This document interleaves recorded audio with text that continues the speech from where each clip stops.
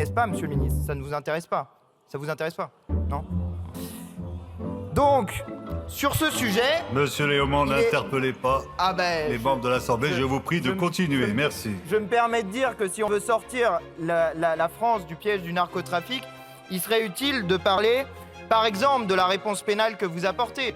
83% de la réponse pénale apportée par notre pays, elle est concentrée sur les consommateurs.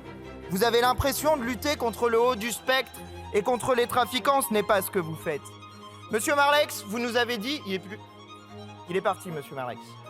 Ah, merci, monsieur Marlex, de revenir. Vous nous avez dit tout à l'heure, vous ne parlez pas des victimes. Précisément, nous en parlons. 110 morts l'année dernière, 139 l'année précédente, mais ce n'est pas nous qui sommes au pouvoir. C'est vous qui êtes au pouvoir. Et monsieur Marlex, il y avait 97 pages à cette proposition de loi lorsqu'elle est arrivée en commission. Il y en a environ 80. Savez-vous le mot qui est absent de cette proposition de loi?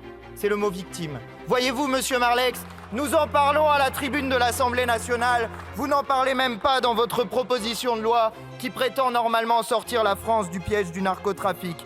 Voilà le bilan qui est le vôtre et il est catastrophique. 10% de la population française a déjà consommé de l'ecstasy. De tout cela, vous n'avez pas parlé et d'ailleurs, quand on vous en parle, vous n'écoutez pas.